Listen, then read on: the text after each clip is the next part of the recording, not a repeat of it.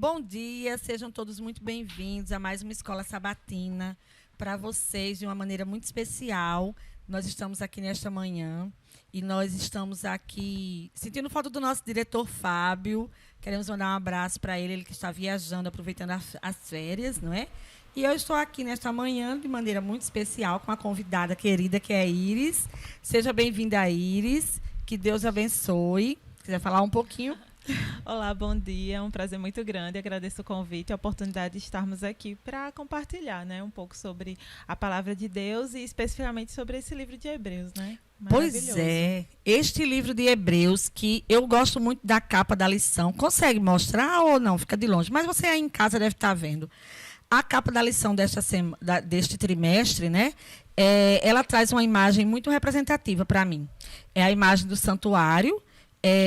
E ao lado a imagem do martelo e os cravos, né, uma referência à cruz. Então, do santuário à cruz, o nosso sumo sacerdote Cristo, que era a personificação, né, a representação de tudo aquilo. E o livro de Hebreus, cujo título da mensagem é Mensagem para os Últimos Dias, o livro de Hebreus que nos traz uma mensagem maravilhosa. E o título da lição desta semana é A Mensagem de Hebreus, né? A gente vai ver, na verdade, estudamos durante essa semana e vamos ver aqui que a mensagem é muito especial, a mensagem de Hebreus, né? E eu queria introduzir a nossa lição com um trecho, um parágrafo que tem aqui no sábado, que diz o seguinte: Paulo escreveu a carta aos Hebreus para fortalecer a fé dos crentes em meio às provações. Então, veja que contexto, né? Bem atual. Ele lembrou a eles, e por extensão a nós, que as promessas divinas serão cumpridas por meio de Jesus, que está assentado à direita do Pai e que em breve nos levará para casa. Nesse íntere, Jesus é o mediador das bênçãos do Pai para nós. Portanto, precisamos nos apegar à nossa fé até o fim. Dinalva, dentre os vários versos que foram recomendados à leitura da semana, me chamou a atenção alguns. Dentre eles, um que eu vou citar agora. Hebreus 1:9, que diz o seguinte: amaste a justiça, amaste a justiça, odiaste a iniquidade. Por isso, o teu Deus te ungiu com óleo de alegria, mais do que a teus companheiros.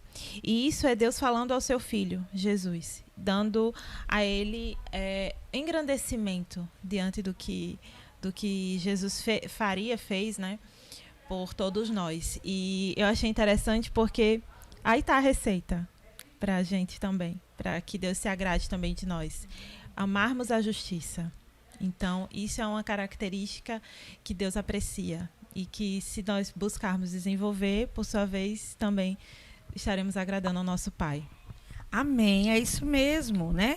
Ele diz aqui no verso, para memorizar: ora, o essencial das coisas que estamos dizendo é que temos tal sumo sacerdote que se assentou à direita do trono da majestade dos céus.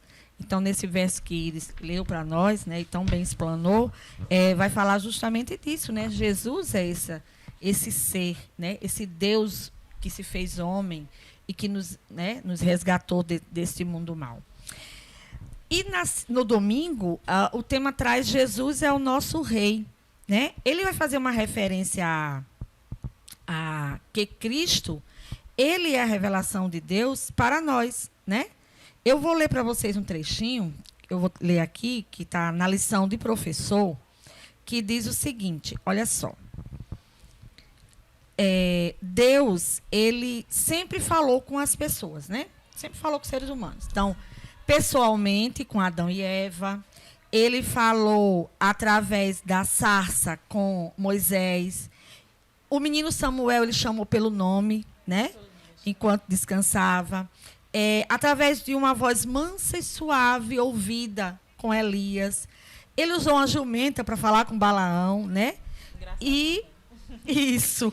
E aí ele usa hoje, né? Ele vai falar conosco. E aqui diz assim: ele usou Oséias, aliás, as circunstâncias da família de Oséias para se comunicar com ele. E aí diz assim: todos esses modos de comunicação têm algo em comum, são incompletos. Todos esses. Mas há um que é completo. Fala aí pra gente, Iris, qual é esse? Até você mencionou comigo. Eu achei muito interessante essa parte de domingo, porque fala de Jesus, o papel dele como nosso resgatador, né? Jesus, ele nos criou, Deus, né? Pai, Espírito Santo, e a figura de Jesus, ele não apenas isso, mas ele nos resgatou. Esse mundo, ele foi usurpado pelo inimigo. Nós sabemos disso, que o inimigo tem poder aqui ainda, vestígios desse poder continuam, e porque seremos libertos apenas quando tudo acabar, né? O mal for realmente colocado um ponto final. E interessante a gente estar passando por momentos de dor, de tristeza, de sofrimento, de perca, e que nós não estamos acostumados a lidar e não estamos nunca preparados, porque nós, como a gente estava falando, não fomos feitos, criados para isso. No entanto, não podemos esquecer que isso não é obra de Deus. Às vezes a gente atribui, né? Porque Deus quis, Deus realmente permite, mas todo mal tem uma origem que é Satanás, né? Então, tudo que é de perverso, tudo que vai nos causar dor, sofrimento, a gente percebe isso bem claramente em Jó, né? Quando ele fala, quando Deus permite que Satanás vá e fira Jó. Então a gente percebe isso bem claramente, como de fato o que ocorre é a mão ainda do inimigo. Mas nós não precisamos ficar tristes com isso. Nós temos uma esperança que foi confirmada em Jesus na cruz. Quando ele morreu ali, ele nos deu o nosso total resgate. Ele pagou o preço, né? Pela nossa vida e pela nossa vida eterna, aqueles que aceitarem. Enquanto a gente conversava ali atrás, você fez uma colocação a respeito disso que eu achei muito interessante. Era o fato de Jesus estar em todos esses momentos, né? Você quer comentar? Que Jesus estaria, na verdade, todos esses momentos de comunicação entre Deus e a humanidade, havia Jesus. Isso, exatamente. Ellen White fala, eu lembro especificamente, mais pelo meu livro predileto, que era Patriarcas e Profetas, né? É difícil escolher, na verdade, né? São vários muito maravilhosos, mas fala que todo o contato que o ser humano teve com Deus foi através de Jesus, né? Então, Jesus, ele é o nosso resgatador, é o nosso mediador, e ele, até hoje, né, continua cumprindo esse papel. Não é maravilhoso saber disso, Dinalva? E assim, dá uma segurança para a gente, né? Uma tranquilidade, quando a gente sabe que Jesus é o nosso rei. Aqui na lição diz que existem esses versos de Hebreus que nós estudamos, do capítulo 1, do verso 5 ao 14, ele está organizado em 3 sessões, né? Primeiro, Deus adota Jesus como seu filho real. Depois, ele apresenta o filho à corte celestial que o adora. E, em terceiro ponto, ele entroniza o filho à verdadeira atribuição de poder. Então, Cristo, ele é tudo, né? Por isso que ele está no centro. Ele está no centro de toda a Bíblia. Porque ele é aquele que criou e resgatou, como ele já mencionou aqui, né? E aí nós vamos, então, para segunda-feira. Jesus é nosso mediador. Eu quero até abrir um parêntese. A meditação deste ano, ela é de Ellen White, e ela, se não me engano, o título é Não Há Outro Nome. Não há outro nome, acho que é isso. E lá tem, cada dia, Ellen White apresenta um nome para Cristo. Então, serão 365 nomes, um para cada dia do ano. E aí eu achei muito interessante a lição desta semana, que ela vem trazendo isso também, né? Jesus, nosso rei, e agora Jesus é nosso mediador. Tá?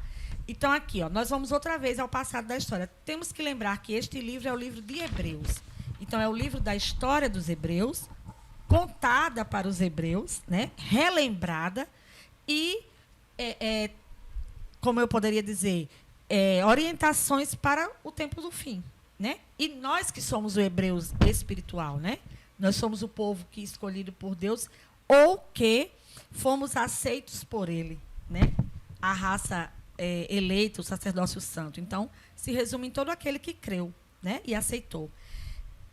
Mas então nós vamos voltar à história, né, do povo de Deus, e vemos Moisés sendo mediador entre Deus e o povo, né? Moisés fazia esse papel de ser o mediador entre Deus e o povo. Haja paciência, né, Moisés? Muita paciência, né? Muita paciência. Eu até gosto de comentar, eu adorei o trimestre passado o livro de Deuteronômio, porque Moisés, ele é uma referência de liderança para mim. Sempre foi.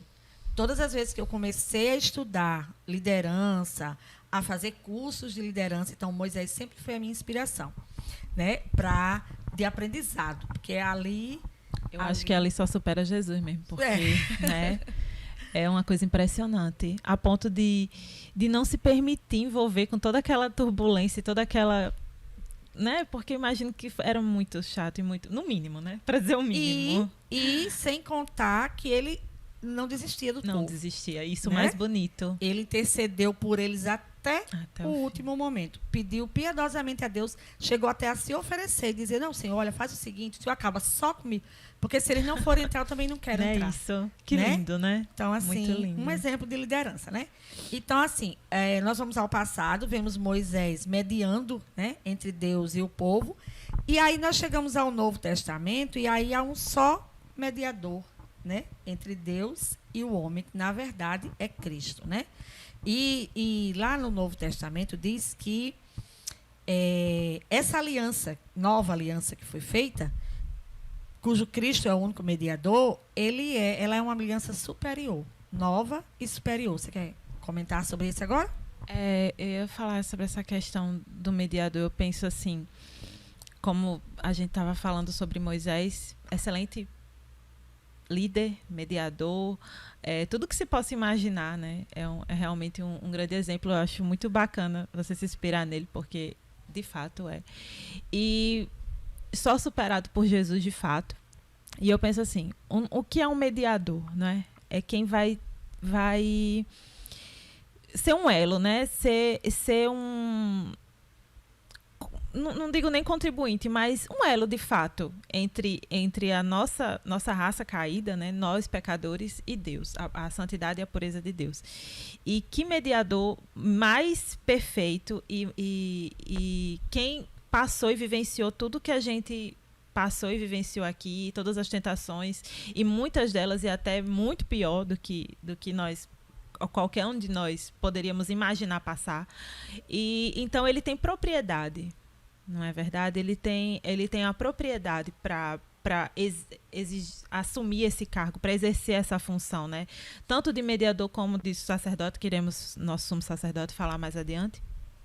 Então, é um mediador que a gente pode encontrar amor, é um mediador que a gente pode encontrar paz, é um mediador que a gente pode encontrar justiça, né? É um mediador que a gente pode realmente ficar tranquilo, sabendo que com certeza o que possível ele fará, né? E até o impossível também. Porque a grande diferença que a gente vai destacar entre Cristo, o líder, né, o mediador Cristo e o mediador Hebreus, você até mencionou bem aí, Moisés e Cristo, veja o que aconteceu com Moisés ao final. Ele se irritou, né, perdeu a paciência, perdeu a cabeça, pecou, né, e Cristo não. Cristo não passou por isso. Então, assim, para nós ficou uma lição, uma esperança de que mesmo porque nós somos falhos e pecadores, né, somos mais para Moisés do que para Cristo nesse critério. E assim, mas aí ele mostrou que há uma esperança, né? No arrependimento há uma esperança, mas que Cristo, ele é diferente por isso, né? Ele passou pelas duras provas. A gente fica imaginando o povo de Israel, porque a gente fica imaginando o cenário: deserto, quente, a noite fria demais, né? E Moisés tendo que lidar com aquele povo, com as lamuras. A gente vai ver isso mais adiante na questão do reclamar e tal, mas e para Cristo, a humanidade inteira, e ele está lá intercedendo por nós, né? Mediando, e nós aqui, dando trabalho como o povo de Israel. É uma lição tremenda para nós, não é? Em termos de termos de querer desenvolver esse amor, em primeiro lugar, né? E essa paciência, que eu acho que está muito ligado, o amor à paciência. Sim. Tem para onde correr. Tá, sim. Lendo os versos que estavam na pergunta 2, a gente faz um resumo e diz assim, ó: como Deus tratou, né? Ele diz: Israel é meu filho, deixa ir meu filho. O meu filho terá herança. O Senhor acompanhará o filho até o lugar de descanso. E aí ele dá as orientações ao povo: não adorem em qualquer lugar e guardem a minha aliança e o testemunho. Se fizerem assim, sentarão comigo no trono.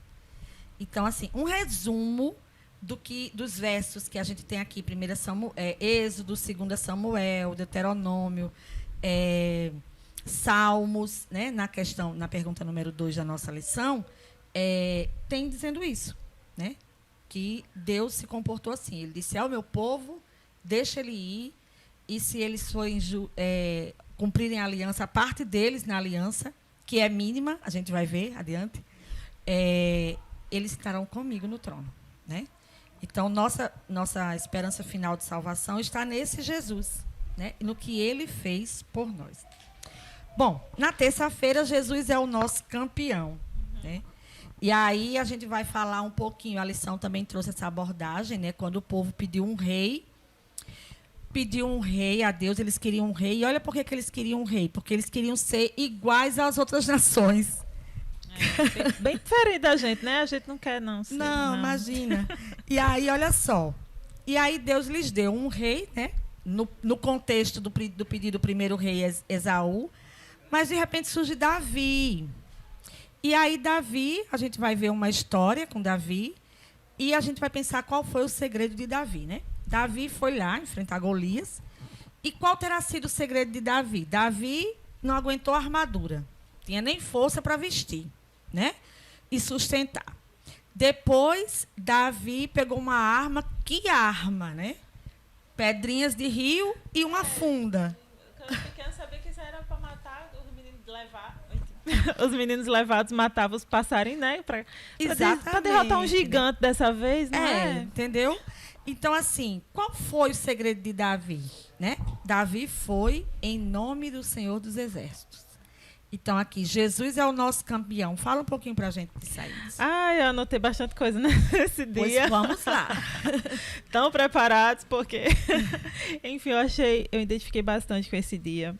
Quando fala que Jesus é o nosso líder, que Jesus luta nossas lutas, que Jesus enfrenta nossas batalhas, que Jesus... Ele faz tudo. O que a gente faz? Se você parar para pensar e refletir bem sobre essa questão, o que é que nós, de fato, fazemos nesse percurso? Lá atrás eu estava conversando com o Dinalva e contei um pouco da minha experiência pessoal nesse sentido. Foi algo que eu nasci na igreja, cresci, graças a Deus, na igreja, mas era algo que por muito tempo me inquietava. Eu gostaria de entender melhor essa graça. E até um determinado momento da minha vida eu fiquei, Senhor, só vou largar quando tu me abençoar. Igual a Jacó, porque eu queria entender, Dinalva. Eu não queria mais viver sem ter essa certeza de salvação, sem ter essa vida que Deus nos promete, né, na sua palavra. E aí eu ficava querendo, mas como assim? Se a salvação é pela graça, o que é para fazer? O que Jesus fez por mim? O que realmente significou, de fato, o sacrifício? E se eu não posso me esforçar, se eu não devo me esforçar para conquistar essa salvação, o que eu devo fazer? Então, era algo que me inquietava, que me inquietou bastante tempo. E aí, uma das coisas que me ajudou a elucidar-me sobre essa questão foi lendo o livro de Ellen White. Ellen White sempre maravilhosa, né? Graças a Deus que Deus nos deu essa mulher, essa profetisa incrível que nós temos. E ela fala no livro Visões do Céu, determinada visão que ela contempla lá o céu e todos os salvos. E ela diz que os salvos, quando são perguntados para eles o que eles fizeram para estar ali, eles não conseguem responder. Eles não sabem o motivo, o porquê que eles estão ali. Eles não conseguem atribuir a esforço algum. Então, isso me leva a entender uma coisa, em primeiro lugar, que, de fato, se nós nos esforçamos muito para conquistar algo, para fazer algo, é porque nós, de fato, não queremos no fundo do nosso coração. Porque tudo que a gente faz com prazer não é esforço. Tudo que a gente faz com prazer e com amor flui. A gente sente prazer, a gente encontra satisfação plena naquilo. Então, é uma coisa que eu passei a compreender melhor, isso me elucidou melhor sobre essa questão. E segundo, que por melhor que seja a nossa justiça, por melhor que possamos fazer, por mais agradável aos nossos olhos e aos olhos humanos o que a gente faz, seja perfeito, magnífico e maravilhoso, para Deus, Isaías fala, 64, diz que não passa de trapos de imundícia a nossa justiça, a verdade é essa. Então, é um contínuo, né? É um contínuo de você entregar a sua vida a Jesus, que eu cheguei a essa conclusão, né? Entender melhor, e permitir que Ele também atue. Então, como eu estava falando inicialmente, né? Quando eu falei desse dia, o que nós fazemos? Se você parar para refletir, de fato, não há o que possamos fazer a não ser cooperar com o Espírito Santo na nossa vida. Então, permitir que essa transformação seja feita é a nossa função. Porque, de fato, Jesus é quem nos salva de nós mesmos, que Ellen White fala que o que mais a gente tem que buscar, né? Vencer o nosso eu, vencer o nosso egoísmo. E isso Jesus também faz por nós. Pois é. Jesus é o nosso campeão, né? Campeão. E aqui, justamente em Isaías, que diz que Jesus luta por nós, né? Nós, como igreja, pegamos a armadura e lutamos juntos, atrás de nosso campeão, o próprio Deus. Então, nós lutamos atrás. Nós somos o exército, mas ele é o comandante. É ele quem nos dá a vitória. Foi ele que deu Davi, que foi sozinho, né, daquele jeitinho, e é ele que nos dá, né? Se você que está em casa quiser participar conosco, isso aqui é um diálogo, e você é muito importante para nós. Se você está aí, é porque você quer ouvir, quer falar, quer participar desse momento especial. Então, pode colocar o seu comentário. Eu estou aqui com a live aberta, para poder a gente interagir, tá bom? Fiquem à vontade. Nós vamos para quarta-feira. Jesus é o nosso sumo sacerdote. E aí é onde talvez apresente aquilo que a gente mais comenta, né, nos nossos estudos, a respeito do sumo sacerdote. Eu gosto muito dessa figura do sacerdote. A gente leu textos aqui a respeito de orientações que eram dadas, né? Tem aqui Levíticos, Malaquias, Números, e o próprio Hebreus, né, orientando sobre a questão do sumo sacerdote. Embora a gente saiba que tudo aponta para Cristo, né, a função do sumo sacerdote no Israel antigo, a questão do santuário e tal. Mas o sumo sacerdote ele era uma figura especial. O sacerdote ele era uma figura especial, né? Ele tinha funções especiais. Iris, quer comentar? Um fato bem interessante é que o sacerdote ele era realmente diferenciado, ele era muito respeitado pelas pessoas. Até em determinados momentos, a Bíblia descreve como essa função subia a cabeça até de alguns, né? Então, ele era visto realmente como a representação de Jesus. Antes de Jesus vir, né? Era o sacerdote, era quem o povo recorria. Alguns exerciam muito bem, outros, né? Acontecia esse problema. E quando Jesus veio, ele assumiu esse papel que é legítimo dele também. Então, ele é o nosso sumo sacerdote no sentido também de nos orientar, né? De nos ensinar. O sacerdote era escolhido e também ele tem essa função, né? De ensinar as pessoas sobre a lei de Deus, ensinar sobre a sua graça, porque sempre, né, em todo o tempo foi sobre graça. Mas Jesus, quando ele veio, ele assumiu esse papel aqueles que o aceitaram. Infelizmente, não foram todos, né, que o aceitaram até hoje, mas aos que o aceitaram, a sua função ela foi coroada, né, digamos assim, ela foi culminada, né, nessa função aí, né? com essa vinda dele. Então, assim, os sacerdotes ele não só representava o povo, né, como ele mediava esse relacionamento, né, entre Deus e o povo. E os sacerdotes, eles eram orientados a orientar as pessoas na realização dos sacrifícios, né? E tinha um momento em que somente ele fazia alguma coisa, e os sacerdotes eles precisavam se guardar puros, né? Então, como ela falou, alguns subiam a cabeça, essa questão. Então, esse que subia a cabeça já não servia mais, né? Deveria ser puro, esvaziar-se do seu eu e crer que era Cristo. Os sacerdotes também ensinavam a lei de Deus ao povo e eles eram especialistas dos mandamentos divinos e responsáveis por explicar ao povo, né? Nós vamos para a quinta-feira. Se alguém tiver algum comentário, pode fazer. Eu não sei como é que está o meu tempo. Depois vejam aí para vir para nós. E aí nós vamos entrar justamente naquilo que eu falei, né, quando eu estava concluindo ali a quarta-feira. Jesus é mediador de uma aliança superior. A gente, na verdade, já falou a respeito disso, mas é o que diz aqui. Jesus ele é mediador de uma aliança superior, né? Iris, como é que é isso? Então, como os sacerdotes faziam antes, não é? Antes da vinda de Jesus, que esse era o sentido real do que foi feito por eles antes, era ensinar a lei de Deus, né? Então, eles orientavam as pessoas elas... E vamos imaginar que hoje nós temos, né, a Bíblia a nosso dispor ainda, né? Ainda temos. Mas naquele tempo não era todo mundo que tinha, que podia ter a sua Bíblia, que podia estudar, que podia. Então, era indo ao templo, era consultando os sacerdotes que isso era oferecido, que as pessoas elas aprendiam mais a respeito de Deus. Interessante que Jesus, ele não apenas nos ensinou, né? Ele não veio apenas para nos ensinar, e sim para implantar também a sua lei no nosso coração. Então, isso é o que é mais bonito.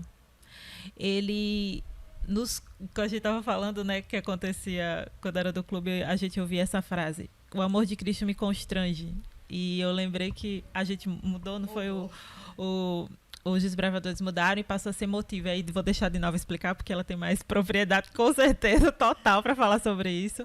Mas eu acho interessante essa colocação, né? Como o amor de Deus, ele faz com que essa lei seja realmente implantada no nosso coração. Iris comentou que nós tínhamos antigamente, o lema do desbravador era: o amor de Cristo nos constrange. Eu já nem consigo falar, já vou no automático. O amor de Cristo nos constrange, né? Que era justamente baseado nesse verso. E como a palavra constranger, ela ganhou um sentido pejorativo de dizer, deixar a pessoa acanhada. É até processo, né, hoje? Isso, não pode constranger. Imagine constranger a criança. É verdade, então, é verdade. assim, quando vê essa história de constranger, ganhar um sentido pejorativo, né? De deixar a pessoa acanhada, de deixar a pessoa mal, de deixar a pessoa envergonhada.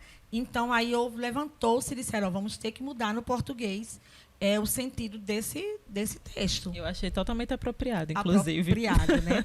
Então, assim, eu contei para ela que isso vai de alguns anos, né? A gente estava na sala, na Missão Nordeste, ainda em Candelário. O pastor Brito era o nosso departamental. E ele disse: você é professora de português, vem para cá. Olha aí. Vamos me ajudar aqui. E lá nasceu o Amor de Cristo Me Motiva. Eu estava lá, junto com o pastor Brito. Então, assim, motiva, leva a fazer, né? Porque o sentido do amor de Cristo me constrange é de dizer: eu não tenho outra ação, né? O que eu tenho que fazer é isso. Eu não tenho outra saída. Constranger quer dizer, nesse sentido do verso, era levar a algo, porque você não tinha escolha. Então, por isso que você estava constrangido. A gente fica constrangido.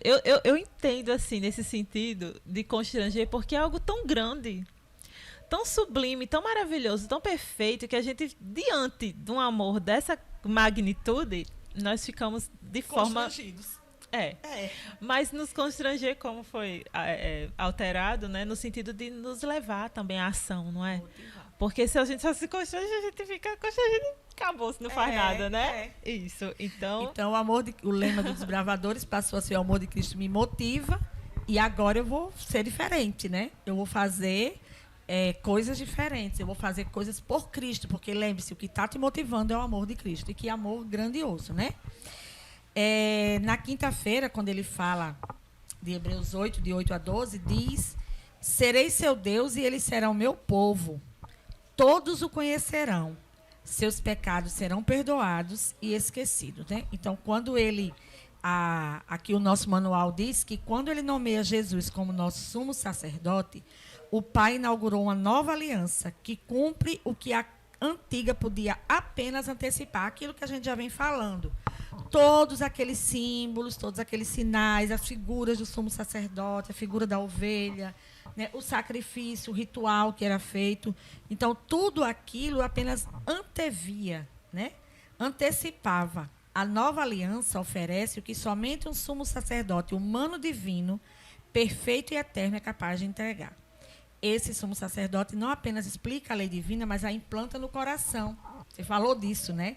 Isso. Que é colocar no nosso coração. Uma coisa implantada é uma coisa que não tem para onde ir. Você implantou, né? Tá ali. E realmente, de fato, quando a gente busca entender um pouco mais, o amor ficava... Como é que a gente ama Jesus? Como é que a gente começa a amar Jesus? Como é que isso acontece? Quando o amor dele nos motiva a fazer isso.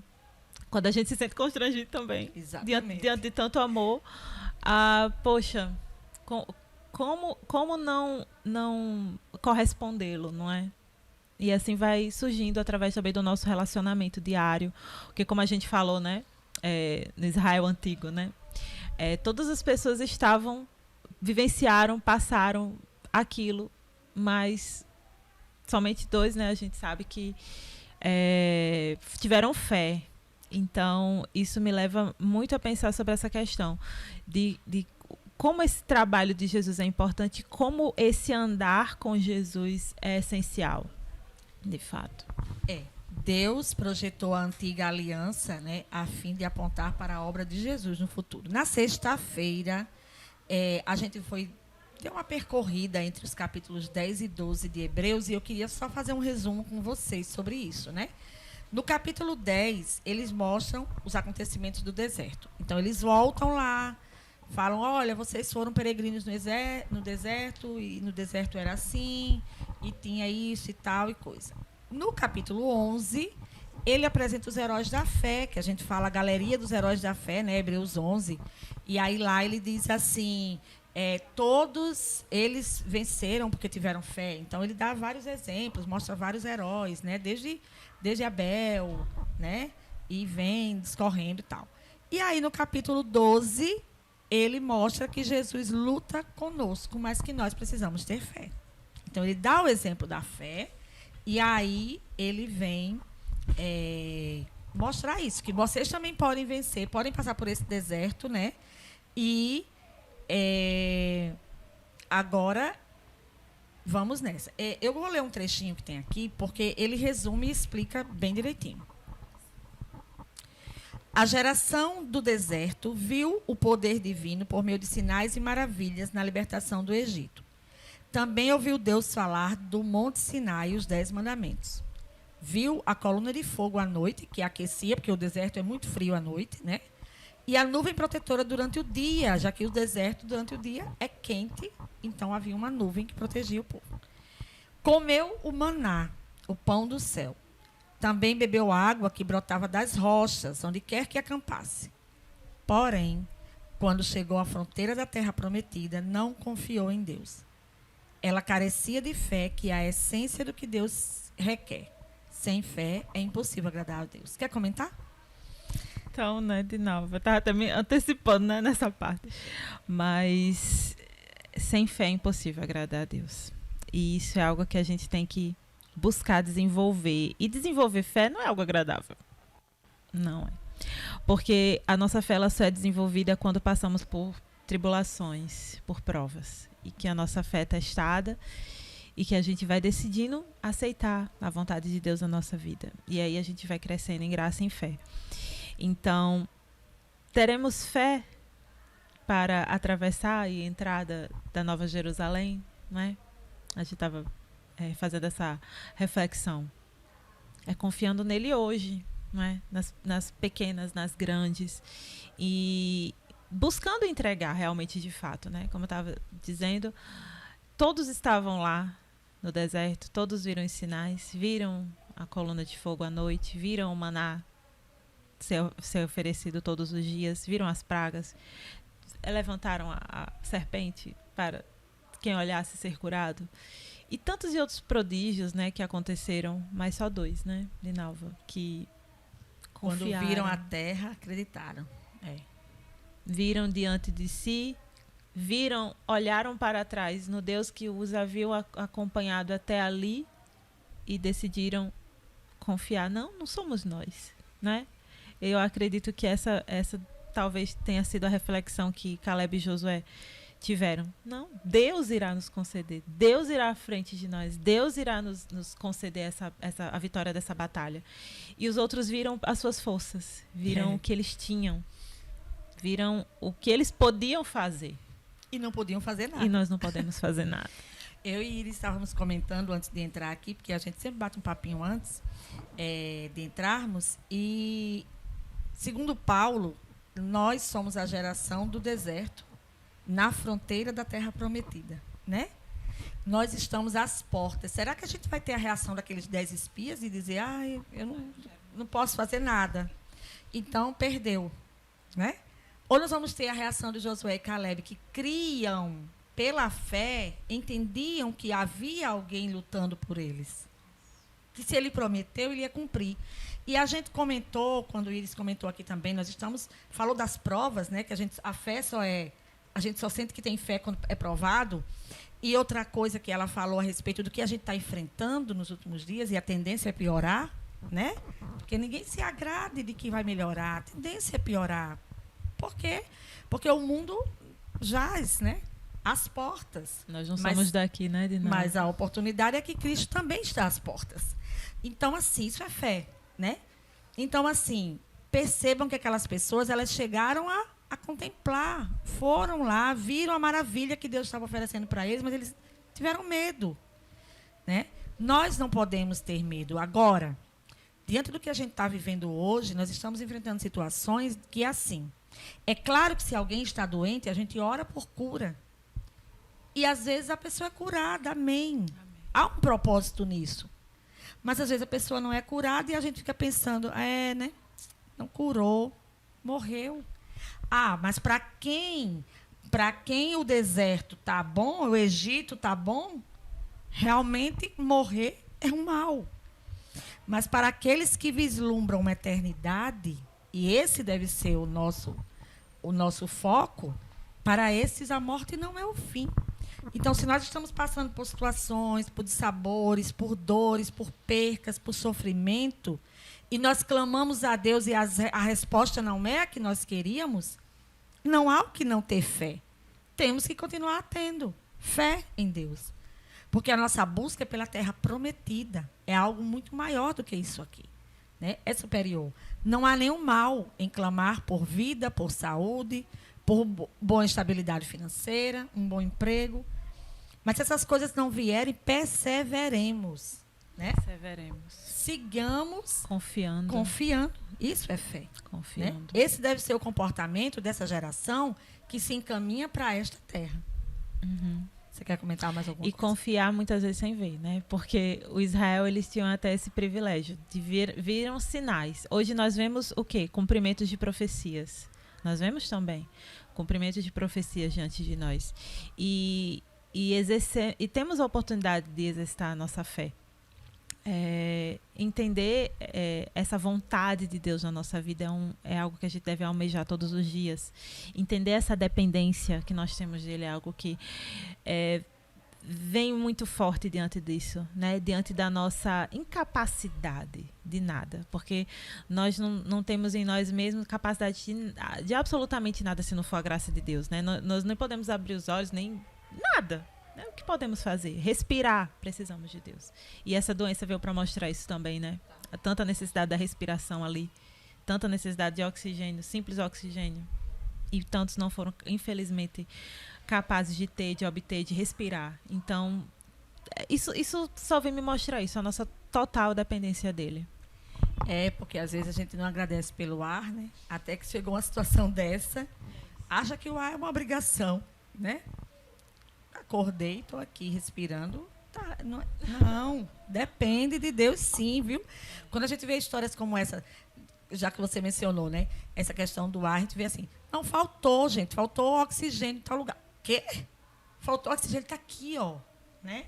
Mas não era suficiente, entendeu? Não era disso que estávamos falando. É uma analogia, mas sim, faz sentido. Sim, se a gente não para para analisar uma coisa tão, digamos que banal, básica, que passava tão imperceptível na nossa vida, a gente vai analisar o quê? Então, tudo que Deus faz, eu vejo que coisas boas, coisas ruins, principalmente as difíceis, as mais difíceis, é para nos ensinar lições, e lições muito importantes.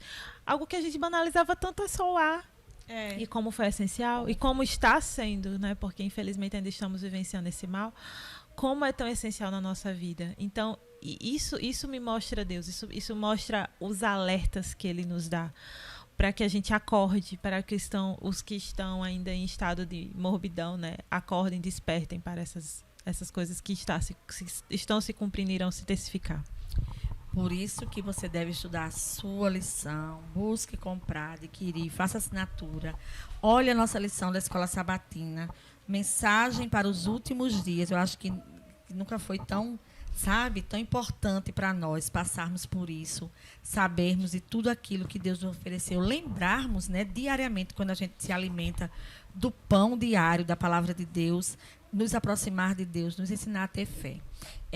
Concluindo já, né, mas quer falar? Ia falar? Não. Concluindo já aí dentro daquilo que a gente vem falando, com relação a tudo que a gente já falou aqui, né, da gratidão, eu gosto muito de comparar essa questão que ele falou aqui, né, de nós estarmos às portas. Eu fico pensando, a gente às vezes critica, né, o povo de Israel que passou, como a gente leu aqui, por tudo isso, viu todos esses prodígios e tal. E nós vimos a confirmação da promessa que tinha sido feita a eles. Nós vimos, e esses dias a gente relembrou, né, porque era Natal, a personificação, o Messias prometido lá a Adão e Eva, né, que sabe, eu gosto muito de relembrar que desde Adão e Eva, toda criança que nascia para eles era uma esperança. Esse será o Messias. E nós podemos ser testemunhas desse Messias, né, através do escrito bíblico, porque o povo de Israel não tinha isso. Eles tinham a esperança, mas eles não tinham confirmação nenhuma. E nós temos uma confirmação. Então, se a profecia se cumpriu na vinda do Messias, ela vai se cumprir na sua segunda volta. E é isso que nós estamos esperando, é isso que nós estamos buscando. É essa mensagem que Hebreus vem trazer para nós. Confie no Senhor.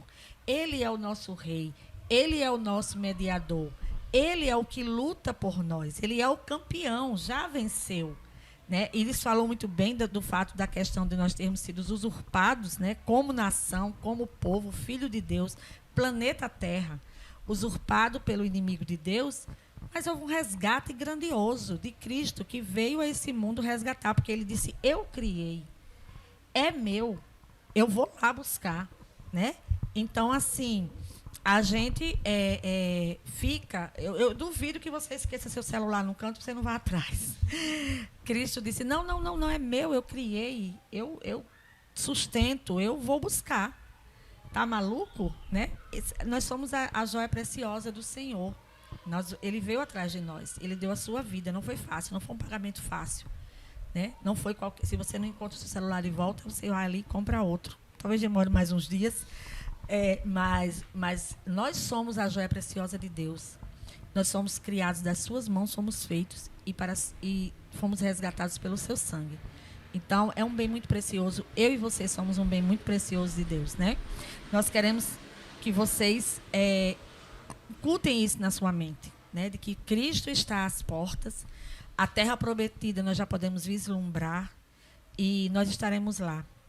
E nós estaremos lá não por nenhum mérito nosso. E quando lá estivermos, vamos reconhecer isso, né? Vamos reconhecer isso. Porque estamos aqui, né, Iris? Isso. Mas Deus, nós vamos olhar para as marcas na mão de Cristo e vamos entender tudo. É verdade. E aí nós seremos, agora sim. E uma coisa que eu vou querer é encontrar Moisés e Josué. Porque falando de Josué, né, que você mencionou, que creu e deu continuidade nessa liderança. Deixa eu ver quem ficou aqui com a gente. Muitos não comentários, mas Luiz André disse, está linda de novo. Obrigada, meu querido. E o irmão Edilson Arruda também deu bom dia, queridos. Feliz sábado a todos e todas. Não participou hoje conosco da lição, Edilson, que sempre participa com a gente. Mas seja muito bem-vindo, nós estamos muito felizes. Adriana Gonçalves, bom dia, feliz sábado. Feliz sábado, Adriana. Então, nós estamos muito felizes. Nós vamos concluir a lição por aqui. E nós vamos fazer a oração todos juntos com o pessoal da igreja, tá bom? Porque nós estamos agora com esse novo critério, né? A gente orava aqui para concluir, orava aqui para iniciar, mas agora eles oram lá na igreja, nós vimos para cá, e a lição acontece lá nas salas e a nossa aqui. E, ao final, nós vamos juntos também orar lá na igreja para concluir a lição, tá bom? Iris, alguma consideração com o pessoal de casa? Nós estamos concluindo. Sou muito feliz por estar compartilhando. É muito maravilhoso poder falar do amor de Deus. É muito maravilhoso poder falar de Jesus. Eu sempre digo que são palavras que têm vida, né? Você fala... E são palavras que têm vida e vida em abundância. Então, É muito gratificante, é muito especial e, mais do que fala, também vivermos, né? Procurarmos viver cada dia as promessas de Deus na nossa vida, exercendo através da fé. Amém. Também entrou aqui Ítalo Nascimento, desejando feliz sábado. Irmã Edilce, obrigada, Dinalva. Um abraço, Edilce, querido. Um prazer estar com você. Gente, compartilhe a nossa live. Vocês estão vendo, cada um de vocês que estão aqui, estão vendo que é uma bênção estar aqui. E quando vocês compartilham, há mais pessoas que são alcançadas por essa mensagem, né? Nós vamos seguir para o culto logo mais e com certeza o Senhor enviará uma palavra de bênção para todos nós. E nós teremos, gostaríamos que mais pessoas pudessem ser alcançadas, né? Por esse momento muito especial. E amanhã eu estarei aqui com vocês no pré-culto, viu? Quem estiver aqui hoje, eu vou querer ter todo mundo amanhã. Deem oi para mim quando eu estiver. Estarei aqui com vocês no pré-culto, tá bom? Então vamos, compartilhe nossa live. E se você ainda não adquiriu a lição da Escola Sabatina, nossa loja lá, ali perto da árvore de Natal, tem um shopping, eu até esqueci o nome. Mudou o endereço, eu fui no outro procurando. Foi no outro. Mudou. Pois e tá linda, eu consegui, do trimestre passado, esse ainda não consegui ir lá, mas tá linda a loja, maravilhosa. Linda a loja, tá? E lá você adquire a sua lição da Escola Sabatina. Se preferir, temos a CPB, você pode entrar no site da cpb.com.br, eu acho que é isso, Casa Publicadora Brasileira, e adquirir sua lição. Deus abençoe a todos, tenham todos um ótimo sábado e vamos então para a oração lá na igreja. Deus abençoe vocês.